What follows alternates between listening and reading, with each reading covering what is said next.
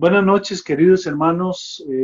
Es un placer estar aquí compartiendo con ustedes la escritura. Vamos a ver un último detalle referente a ciertas características que tenía la iglesia de Cristo, la iglesia cuando estaba en sus inicios, la iglesia primitiva. Y algo que me he encontrado, queridos hermanos, es no solamente que a veces las aflicciones son necesarias para que la iglesia empiece a caminar, sino también para que la iglesia ore. Vamos a iniciar entonces con una oración. Nos acompaña el hermano pastor Henry Ramírez, el hermano Víctor Villalobos, el hermano Edwin Molina y su servidor Luis Brizuela. Vamos a orar en este momento, queridos hermanos, para dar inicio a este programa y poder compartir con ustedes. Padre, Amén. en el nombre de Jesús, te pedimos, Señor Dios, que derrames una vez más espíritu y sabiduría sobre cada hermano que va a exponer en este conversatorio, Padre, y da gracias a los oyentes para que entiendan, para que guarden la palabra en su corazón. En el nombre de Jesucristo de Nazaret, gracias, Padre. Bendice a los hermanos y hermanas que nos escuchan, bendice a sus hogares, sus familias, en el nombre de Jesús. Amén y Amén. amén. Bien, queridos hermanos, como esto no es un estudio del libro de los Hechos, vamos a brincar un momentito aquí al capítulo 8 y me permito leer del verso 1 al 4 y me gustaría que usted note aquí, queridos hermanos, cómo se desató una gran persecución, pero esa persecución tenía un propósito, porque la iglesia estaba sentada, la iglesia estaba estacionada, estaba muy cómoda en donde estaban. Entonces hubo necesidad de moverla para que ellos pudieran hacer lo que el Señor quería que ellos hicieran. Dice, leemos, y Saulo consentía en su muerte, está hablando de la muerte de Esteban. En aquel día hubo una gran persecución contra la iglesia que estaba en Jerusalén, y todos fueron esparcidos por las tierras de Judea y de Samaria, salvo los apóstoles.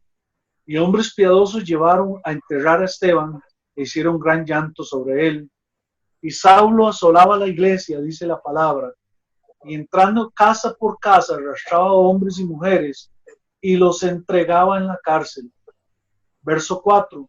Pero los que fueron esparcidos iban por todas partes anunciando el evangelio. Señor, añada bendición a su palabra. Bien, queridos hermanos, hay un asunto que se ha perdido en estos tiempos. Y es que ya nadie quiere pararse en las esquinas a predicar la palabra, ya nadie quiere tocar puertas, ya nadie quiere repartir un tratado, incluso ya nadie quiere andar la Biblia, como decían antes, debajo del brazo. Ya digamos, el evangelismo se ha perdido. Pues sí hay ciertos chispazos, a veces cuando salimos a evangelizar, cuando se prepara un equipo, pero es una orden del Señor de ir por las naciones, de ir pueblo por pueblo, casa por casa, alma por alma, y predicar el evangelio a toda criatura. Entonces, queridos hermanos, algo que tenía la iglesia en aquel entonces era que ellos salían a predicar. El Señor los empujaba, el Espíritu Santo los empujaba a llevar el evangelio. Y para eso dice, recibiréis poder cuando haya venido sobre vosotros el Espíritu Santo. Yo quisiera, querido pastor, que usted nos hable sobre la necesidad de que la iglesia evangelice, de que la iglesia haga lo que dice Hechos 8, verso 4. Los que fueron esparcidos iban por todas partes anunciando el evangelio. Querido pastor. Hermanos, ¿cómo les va a todos? Dios los bendiga. Buenas noches. De igual manera, a los que van a escuchar este audio, yo sé que es una gran necesidad el evangelizar. Y cuando uno se ubica en Mateo 28, dice vayan. Y Hechos capítulo 1 dice no vayan todavía hasta que venga. Y no hay ninguna contradicción, sino más bien es la manera en que se va. Digamos, hay mucha gente que va a predicar, pero en lugar de ser de bendición, generan frustración a la audiencia, porque van en su fuerza, van en su carne, van en su humanidad. Yo creo que sí debemos predicar, pero aquí el punto es si estamos predicando bajo la guianza del Espíritu o bajo las estrategias humanas nuestras. porque muchas veces nos enfocamos más en la evangelización según nuestras estrategias, que al final se vuelve un tipo de proselitismo y hemos dejado de dar el evangelio desde la perspectiva de lo que escrituralmente se espera. Claro, debemos, y la iglesia debe retomar la evangelización, pero sí debe retomarla desde el principio de que sea el Espíritu que guíe a la iglesia y no la iglesia forzando la obra del Espíritu en la gente. Porque hoy en día hay muchas estrategias, pero la evidencia es clara que entre más estrategias, lo que vemos son adeptos a congregaciones, no gente transformada por el Espíritu de Dios.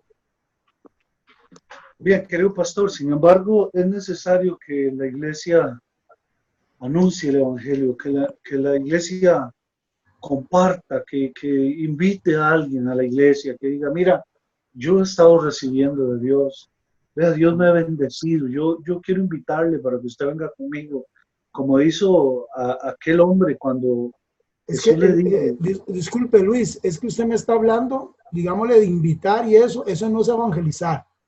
Digámosle, ni siquiera entregar un tratado es evangelizar.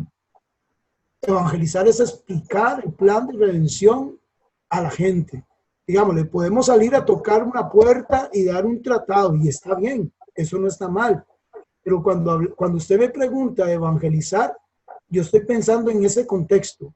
Ahora, si me está hablando de invitar a alguien a la iglesia, a un amigo, por supuesto que es genial, a un primo, a un amigo, a quien sea, darle un tratado, qué bueno, déle el tratado, déle el testimonio. Pero cuando usted me pregunta dar el evangelio, a eso es lo que me estoy refiriendo yo. Bueno, Hechos 8:4 dice que estos hermanos no habla de estrategias, ni como usted lo mencionaba hace un rato, querido pastor, habla que iban anunciando el evangelio.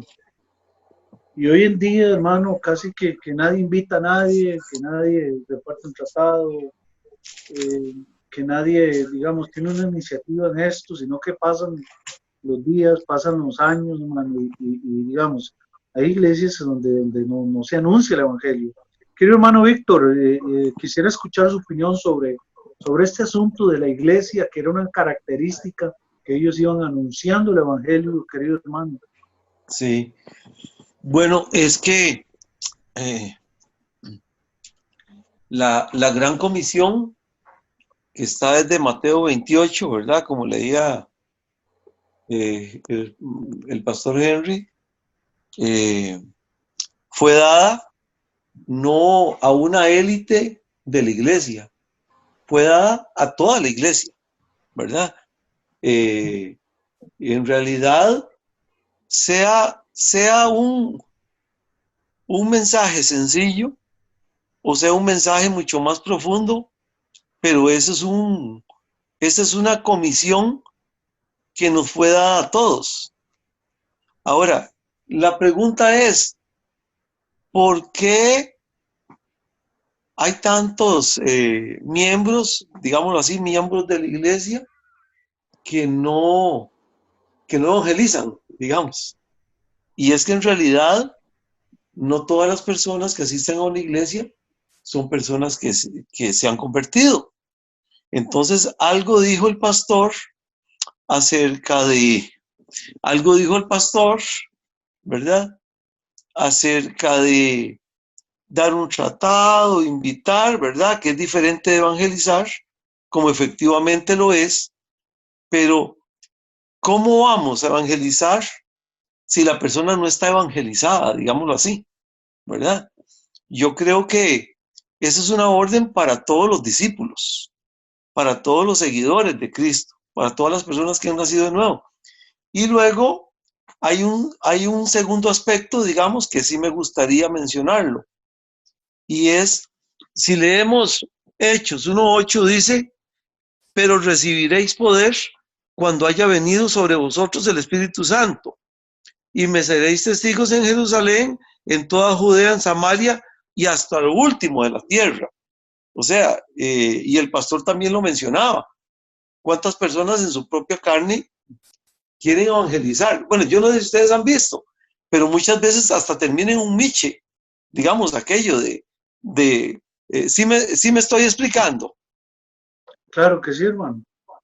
Entonces, muchas veces hasta terminan en un miche, terminan apañados, terminan casi que mordiéndose, ¿verdad? Casi es como un pleito. Y en realidad, eso no es transmitir el Evangelio. El Evangelio es, digamos, hablar de por qué vino Cristo, de por qué murió Cristo, de por qué resucitó Cristo, ¿verdad? Y de nuestro pecado. Algo así hablamos la vez pasada, ¿verdad? Y que esa persona que está dando testimonio, tiene que haber nacido de nuevo, tiene que tener el Espíritu Santo. Pero si tiene el Espíritu Santo contristado, muy difícilmente va a ser testigo, me parece. Bien, hermano. Hermano Edwin, dice la escritura, querido hermano Edwin, que estos que fueron esparcidos, iban por todas partes anunciando el Evangelio. Entre ellos, seguidamente sigue hablando de Felipe. Y luego en el verso 26 dice que un ángel del Señor le habló a Felipe y le dice, levántate y ve hacia el sur por el camino que desciende de Jerusalén a Gaza, el cual es desierto. Y Felipe obedeció y se fue y se encontró un etíope. Y ese etíope recibió la palabra. Vea cómo lo evangeliza. Se le acerca y le dice, entiende lo que lees. O sea, el mensaje no era tan complicado tampoco. O sea, decimos que repartir un tratado, invitar a alguien, tal vez eso no sea evangelismo, pero es parte de, ¿verdad? Entonces, esos hermanos, querido hermano Edwin, el tío invitó a otros, y esos otros a otros, y esos otros a otros, hasta que alguien me habló a mí de esos que venían anunciando, alguien me habló en mi época, en mi tiempo, y yo pude recibir el evangelio. Pero, ¿qué tal, hermano Edwin? Aquí viene la pregunta. ¿Qué tal si el evangelio llegó a mí y ahí terminó todo? O sea, yo no lo transmito a nadie, yo no invito a nadie, yo no le digo a nadie, ¿qué lees? Yo no oro, ni siquiera oro para que otros lleven el mensaje. Entonces, hermano, ¿cuál es su opinión al respecto, querido hermano? Sí, bueno, tal vez sería bueno como para las personas que nos están escuchando, entender un poco de dónde viene el evangelismo, ¿verdad? Que es de la palabra evangelio, ¿verdad? Que son las buenas nuevas, ¿verdad? Entonces ahí sí entiendo yo como el punto de vista del pastor al referirse a eso, porque dar un tratado no es dar las buenas nuevas, es un panfleto, ¿verdad? Que a veces ni lo lee uno, digamos, del contenido que tiene. Por ejemplo, yo soy uno de los que piensa, vamos, el mensaje como tal nunca tiene que cambiar, el evangelismo siempre debe ser el mismo, pero sí creo que la iglesia en áreas de evangelismo debe evolucionar en algunas cosas. Por ejemplo, esto que estamos haciendo nosotros desde que empezó la pandemia es una evolución del evangelismo. ¿Por qué?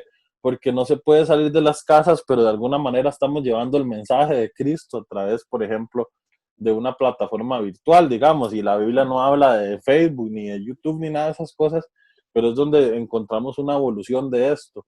También yo pienso, Luis, como usted decía ahora, que muchas veces la misma iglesia, ¿verdad? Las mismas doctrinas diferentes que hay dentro de todas las iglesias han provocado a veces como un cierto temor y una cierta barrera para que la gente vaya y evangelice, ¿verdad?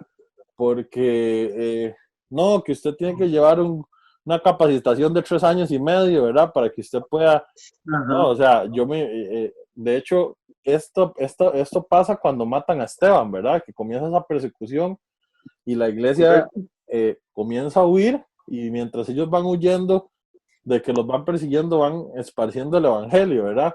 Y con esa euforia de que el Señor acababa de morir y que resucitó y que todo eso, ellos van contando eso, contando esa historia, ¿verdad? Entonces yo creo que a veces el evangelismo debería ser algo muy sencillo, digamos, pero también siento que debe ser algo que nace en nuestro corazón, digamos, de contarle a la gente, oiga, viera lo que Dios hizo en mi vida, la cosa es que yo era aquí, era allá, y Dios se reveló a mi vida y la ha cambiado, etcétera, etcétera, ¿verdad?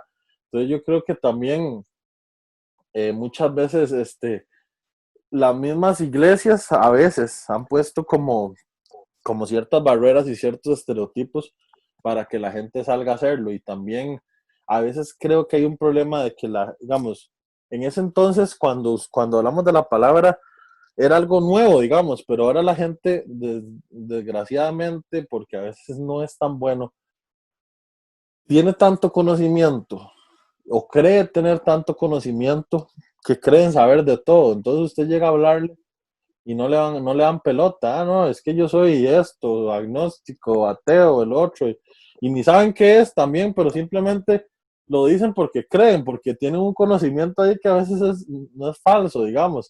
Entonces yo creo que también estamos en un tiempo donde evangelizar se ha particularmente vuelto algo muy difícil, digamos. Eso es lo que pienso yo. Bueno, querido hermano, yo para terminar, digamos, este punto, les cuento algo. Yo estuve, antes de convertirme a Cristo, yo estuve en iglesias, estuve yendo, yo visitaba, incluso esa que está enfrente de la casa del pastor, que no me acuerdo cómo se llama, Belén es, ¿cómo es que llaman, hermano? Betel, Betel. El- Yo estuve en esa iglesia y escuché el mensaje y todo, y nunca produjo nada de mí. Pasó un tiempo, hermano, y un día llegó un hermano con un tratado, me acuerdo el nombre del tratado, me dice, varón, Cristo le ama, tome el tratadito de la palabra de Dios. Y el tratado se llamaba Esta fue tu vida. Y empecé a leerlo, hermano, y aquello me tocó a mí de una manera.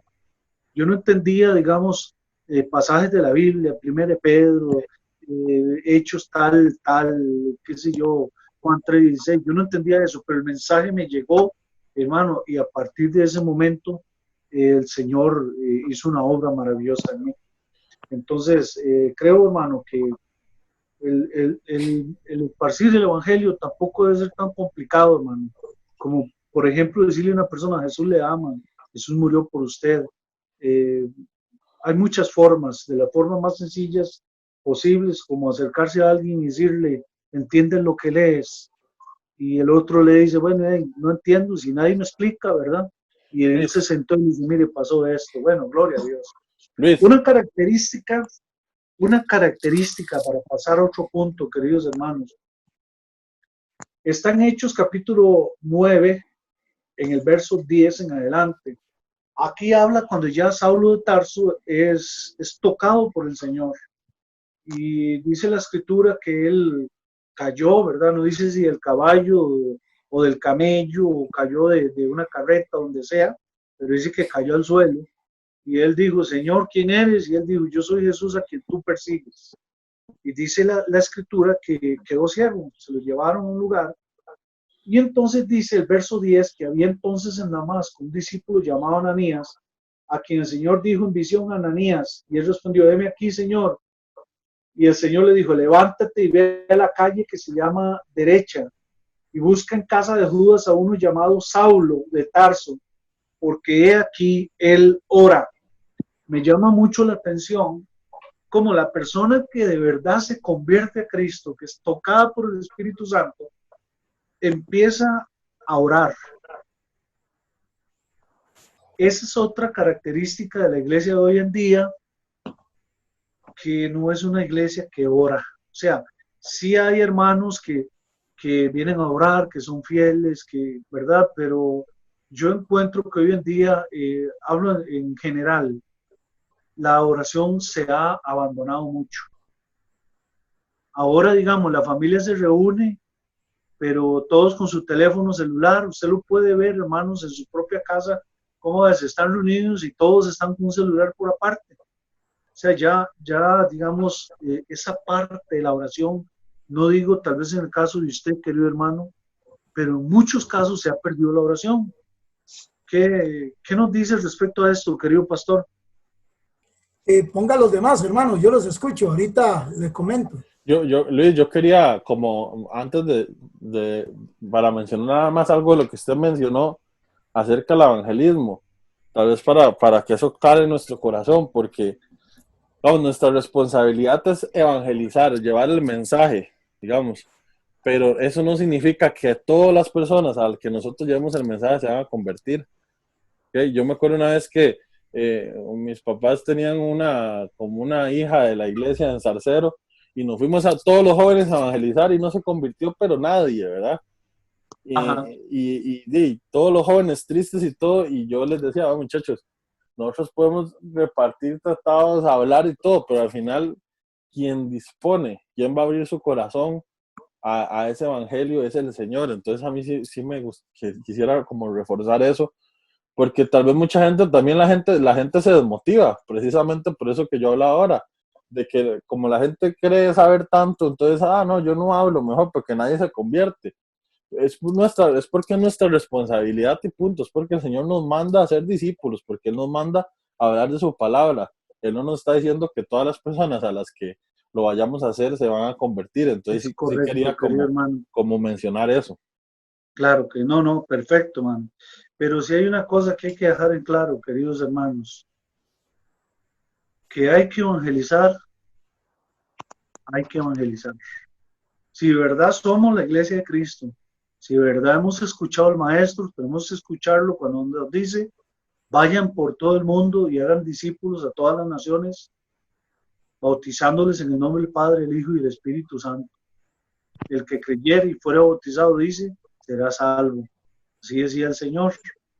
Bueno, ese es un punto que es necesario que todos los hermanos que escuchan y hermanas, es necesario hablarles a otros de Cristo. Pero sí es bueno, hermano Luis, es bueno recalcar lo que está diciendo Edwin en un sentido, en que si es así, como dice Mateo 28, la idea de evangelizar es discipular, no es simplemente darle un tratado o decirle Dios te ama y llevan eso en un contexto en donde puedo pecar y hacer lo que me dé la gana porque Dios me ama. Es enseñarle, discipulando, enseñándole a las personas que reciben a Cristo, que es lo que pasa, que hoy en día muchas personas nada más dicen, no, ya fui a evangelizar, pero ni siquiera, una de las personas que yo he admirado mucho en su trabajo es el hermano Villalobos, porque sí, él es de meterse a las casas, ¿entiendes? Es de invertir tiempo, cierto, no es simplemente, y es una manera de evangelizar, no tanto decir Dios te ama, nada más, sino es dar una enseñanza constante, discipuladora, para que la gente no simplemente se vaya con una idea, sino que genere carácter, como Jesús les dijo, enseñen, bauticen, prediquen, sí, enséñeles que guarden todas las cosas. Entonces, tal vez la idea de evangelizar que se ha manejado hoy es la que yo tal vez no comparto, digámosle, se mantiene, aunque hicimos una campaña y al final ni siquiera le dimos continuidad a los que se arrimaron. No invertimos tiempo en ellos, nos conformamos casi con decir ya los evangelizamos y a ver qué Dios hace con ellos. Y tal vez ahí es donde hemos fallado nosotros. Y sí, yo creo que sí hay que salir, claro, no estoy dudando de lo que usted está diciendo, jamás. Creo que sí hay que salir, a abrir las oportunidades. Pero concuerdo con lo que dice Edwin, al final el Espíritu es el que le va a abrir el corazón y la iglesia es la que debe discipular a la gente, que al final para mí esa es la idea de evangelizar, enseñarles lo que Jesús dijo. Sí, yo lo que voy es es correcto lo que usted dice, pastor, y lo que los hermanos con sabiduría comentan, pero yo lo que voy es a esto, hermano, por algo se debe empezar. O sea, si nosotros no somos capaces de decirle a alguien, Jesucristo le ama, o digamos, tan solo como ver a una persona con una necesidad, decirle, mire, yo voy a orar por usted y voy a decirle a mi pastor y vamos a reunirnos, vamos a orar por la necesidad que usted tiene. Entonces, si no somos capaces de eso, hermano, menos vamos a ser capaces de discipular, ¿verdad? Y de enviar menos. En eso tiene razón, claro. Entonces, querido hermano, yo lo que voy es a esto. La iglesia estaba muy cómoda, tuvo que haber una persecución para que la iglesia empezara a esparcir. Quizá eso nos está sucediendo a nosotros. ¿Por qué sucede esto, hermano? ¿Qué está sucediendo? Esto, el COVID, todo esto. Quizá es, Dios permite esto para que nos sacuda, para que a ver cómo nosotros nos movemos como iglesia y por lo menos le digamos a alguien qué estás leyendo, entiendes lo que lees, o decirle Jesús le ama, o mire, yo voy a orar por usted si usted me lo permite. Le aseguro, querido hermano, que eso impacta, que eso llega y no necesita ser un teólogo para que tocar el corazón de otra persona. Yo, digamos, en esos días me encontré una persona que me dice, yo voy a orar por usted, yo me voy a poner en la brecha por usted, voy a doblar mis rodillas. Y así lo hizo, mano. Y cada vez que alguien me dice, voy a orar por usted, no necesita explicarme el evangelio de pasta a pasta.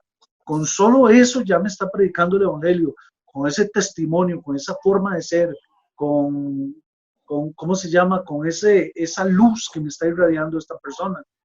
Bien, gloria al Señor.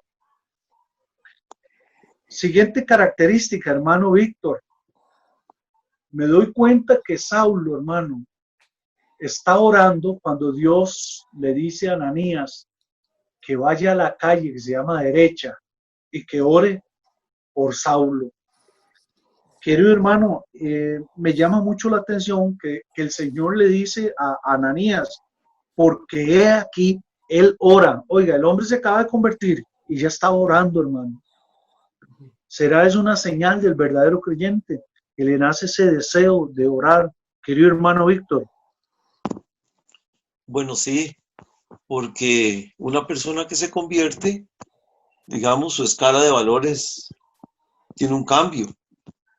Y yo creo que si hay una característica de la verdadera iglesia, es una iglesia que ora. Ahora, tenemos que considerar, eso sí, digamos, lo que ora, porque ya hemos hablado mucho acerca de la oración y la oración a veces tenemos conceptos un poquito deformados. Una de estas noches me decía un varón, que yo sé que es creyente, me decía, bueno, yo he comprado todo eso porque Dios me quiere bendecir, como si se tratara solamente de los bienes materiales. Y en realidad la oración es que le pidamos a Dios conforme a su voluntad, porque en realidad yo casi estoy seguro que lo que Pablo estaba orando era acerca de cómo poder servirle al Señor, acerca de cómo poder lograr poner a la disposición de Dios su voluntad. Entonces, eso es fundamental, digamos, y para eso se necesita orar todos los días y orar con la convicción, digamos, de que Dios lo guía a uno a hacer su voluntad. Y hacer su voluntad no es algo sencillo, no es algo fácil. Claro. Entonces, respecto a la oración, querido hermano Víctor, yo tengo algo que decir. Mira, cuando hablamos de la oración hay dos partes y me interesa más una que otra. Está la parte teórica, que es la oración tiene que ser así, tiene que ser así, tiene que ser en el nombre del Señor, tiene que esto, tiene que el otro, tiene que concordar con una vida, tiene que concordar. Eso es pura teoría. Pero en la parte práctica, querido hermano, hemos abandonado la oración. Se nos ha olvidado aquel pasaje que dice, orad sin cesar. Sí, claro. Y digamos, cuando hablamos de la oración, querido hermano, no quiera decir grandes oraciones. Le pongo un ejemplo. Jesucristo dice que dos hombres subieron al templo a orar. Y el uno oraba de esta forma. Te doy gracias porque no sé, ni siquiera soy como este publicano, ayuno tantos días, diezmo tanto esto que el otro. Esa era una oración con bosquejo y con introducción y con cuerpo y con conclusión, ¿verdad? Era una gran oración, pero la oración que Dios aceptaba la hacía el otro. ¿Qué está orando el otro? Dice, Señor, sé propicio a mi pecador. Eso era todo lo que decía. Señor, sé propicio a mi pecador. Y dice que este que oraba de esta forma bajó justificado antes que el otro. Entonces, cuando hablamos de orar, no estamos hablando, hermano, de la parte teórica, sino la práctica. Necesitamos ser una iglesia que practica la oración como característica de la verdadera iglesia de Cristo Jesús. Yo creo que la una me parece que no puede estar sin la otra, me parece a mí, porque escrito está que debemos tener cuidado de que el pueblo sigue pereciendo por falta de conocimiento. Y Víctor acaba de mencionar algo. Hay gente que tal vez tiene buena intención en orar y tiene buena disposición, pero lo hacen mal. Ahora el hecho de que no lo sepan hacer es porque no tienen el conocimiento. Y entonces eso es como decir que los católicos oran o los mormones oran y porque oran están mejor. No, yo creo que hay que entender que hay que orar desde el principio de la misma palabra. Y creo que tal vez la ausencia de oración en la iglesia más bien ha sido en que muchas veces nos metimos más a un movimiento neopentecostal de euforia y dejamos a un lado la palabra por la cual debemos saber orar. Digámosle, Víctor acaba de decir, él cree que Saulo oraba de manera específica, no oraba para que Dios le diera un carro, no oraba para que Dios le diera bienes materiales, sabía por qué estaba orando. Y yo creo que la iglesia lo que tiene que aprender es saber cómo y por qué debe orar, me parece a mí. Bueno, ya yo me callo, dijo. Ya se fue el tiempo. Bien, hermanos. Bueno, qué lindo, Víctor. Bueno, queridos hermanos, es lindo cuando nosotros volvemos a ver la escritura para tratar de extraer los tesoros que en ella hay. Necesitamos volver a la oración, hermanos, definitivamente. Dejarnos un poco de la teoría e irnos a la práctica. No decir cómo debemos doblar las rodillas, a dónde, cómo, cuándo y por qué, sino doblar rodillas sencillamente. Necesitamos volver a anunciar el Evangelio de Cristo. Ya todos sabemos y hemos hablado mucho sobre las señales de los últimos tiempos y todo lo que está pasando y cómo en este momento, hermano, más que nunca es necesario que nosotros hablemos de las virtudes de aquel que nos llamó por su gracia, de Jesucristo.